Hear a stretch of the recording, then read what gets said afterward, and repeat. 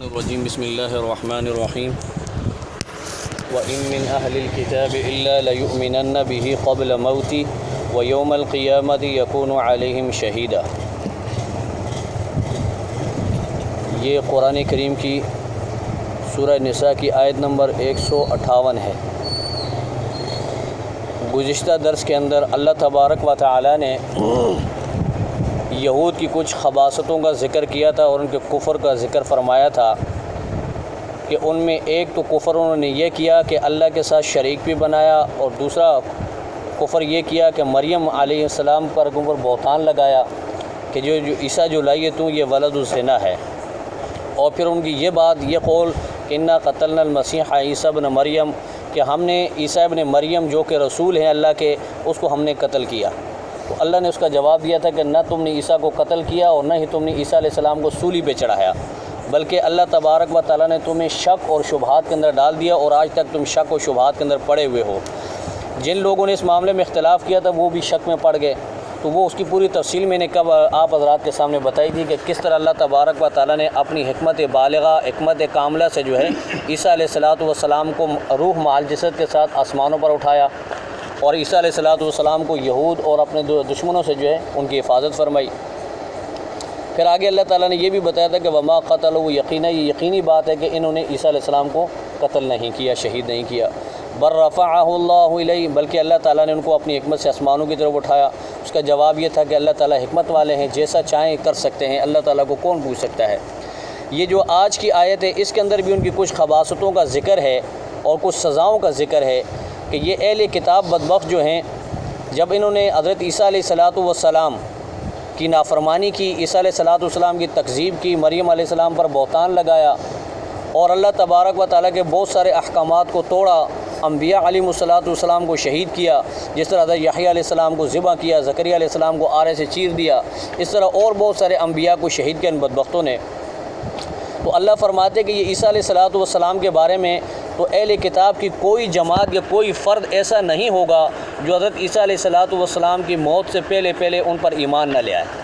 یعنی حضرت عیسیٰ علیہ السلام کی موت سے پہلے وہ ان کا ایمان لائیں گے۔ ایمان لانے کا مطلب یہ ہے کہ یہ یہودی کہیں گے کہ جی ہم غلط تھے، ہم ان کو جھٹلا رہے تھے، تو واقعی اللہ کے نبی ہیں، اور عیسائی جو ان کو ابن اللہ کہتے ہیں، اللہ کا بیٹا کہتے ہیں، وہ کہیں گے جی ہم بھی غلط تھے، یہ تو اللہ کے بیٹے، اللہ کے برگزیدہ نبی ہیں، تو وہ ایمان لائیں گے۔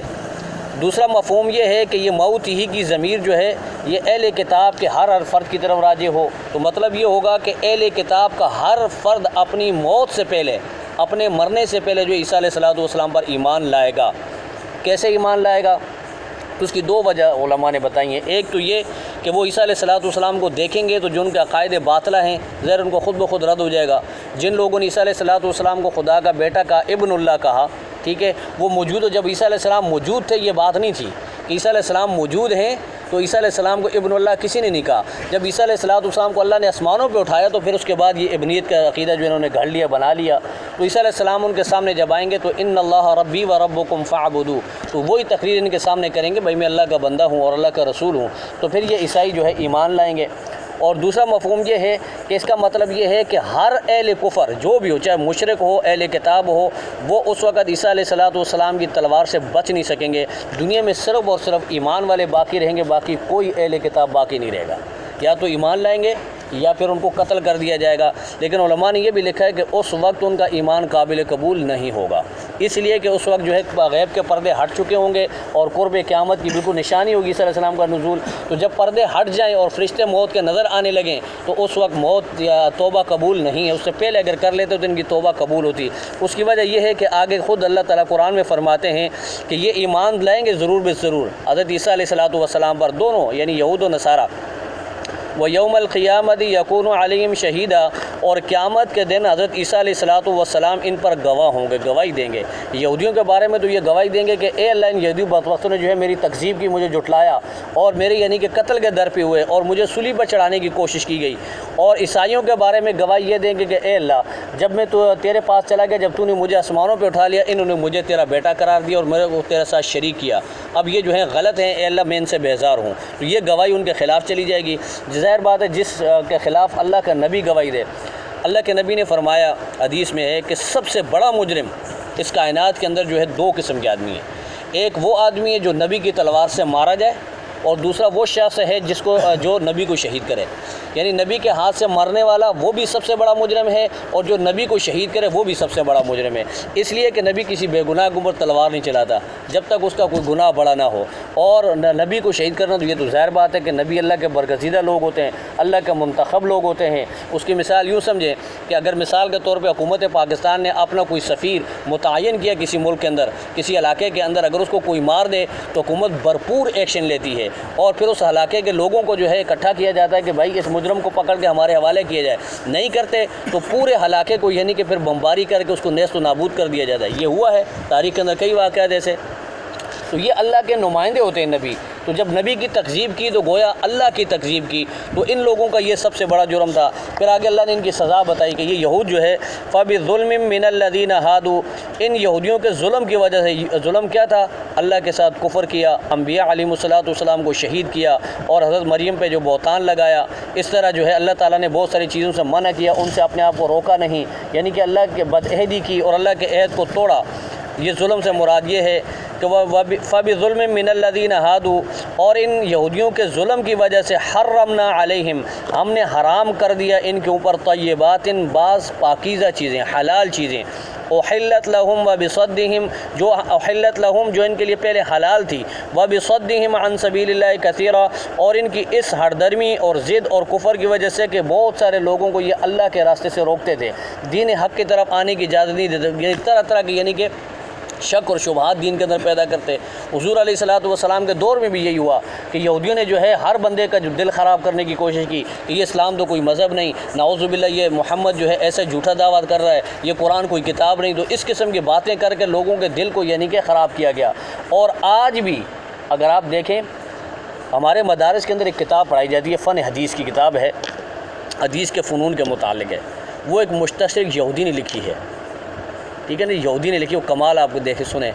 کہ آج تک دنیا کے اندر کوئی بھی ایسا عالم دین، مسلمانوں کا کوئی عالم دنیا کے اندر ایسا نہیں آیا جس نے مسند احمد کا جو ہے 2 دفعہ یا 3 دفعہ پورا مطالعہ کیا ہو۔ وہ شخص لکھتا ہے کہ میں نے مسند احمد کا 14 مرتبہ مطالعہ کیا ہے۔ مسند احمد جو حدیث کی سب سے بڑی کتاب ہے، اس کی تقریباً 56 جلدیں ہیں، تو ان 56 جلدوں کا اس نے مطالعہ کیا، اس کے بعد اسٹڈی کرنے کے بعد پھر اسلام پہ اعتراضات کیے اس نے۔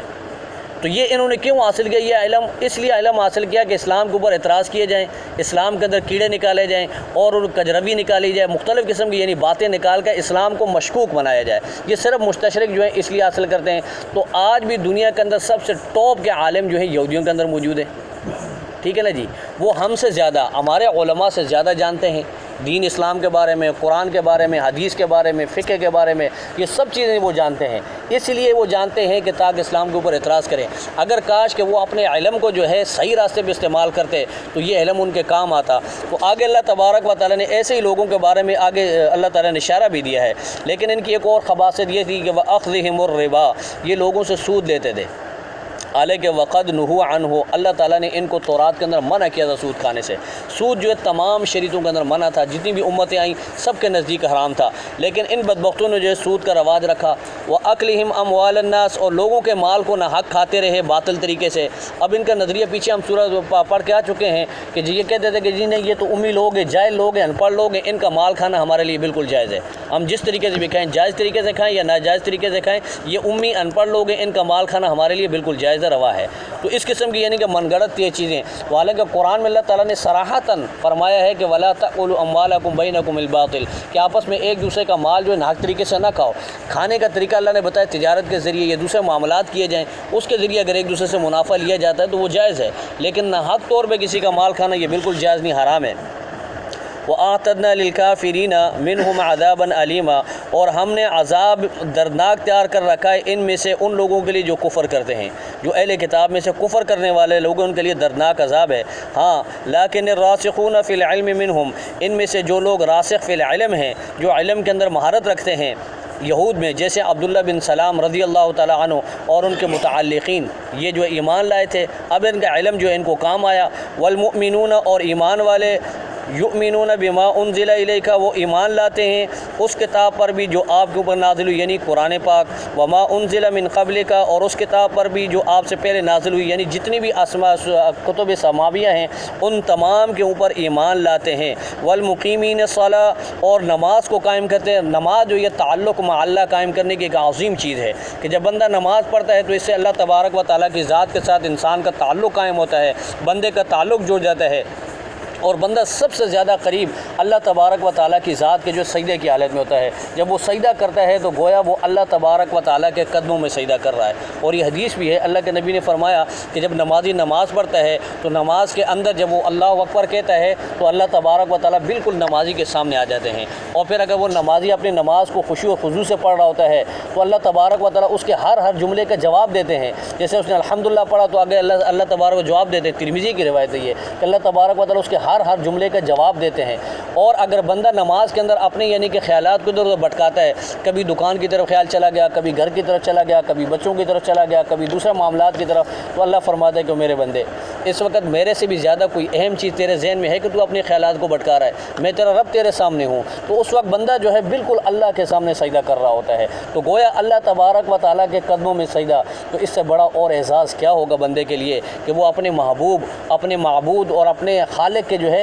قدموں میں اپنا سر رکھ دے اور کہے کہ اللہ میرا کچھ نہیں ہے، سارا کچھ تیرا ہے۔ تو یہ اللہ کی عظمت کے سامنے یعنی کہ وہ عاجزی کے سامنے بہت بڑی یعنی کہ انسان کی کمال کی یہ چیز ہے نماز کے، اس کے ذریعے جو ہے بندہ اللہ کے ساتھ تعلق قائم کر لیتا ہے۔ فرمایا والمؤتون الزکوٰۃ، اور یہ زکوٰۃ دینے والے لوگ ہیں۔ اب زکوٰۃ جو ہے یہ مخلوق کے ساتھ تعلق قائم کرنے کی ایک چیز ہے کہ مخلوق کے اندر جو ہمدردی پیدا ہو جائے، انسانوں کے اندر ایک دوسرے کا ہمدردی احسار کا مادہ پیدا ہو جائے کہ بھائی ایک دوسرے مسلمان کے ساتھ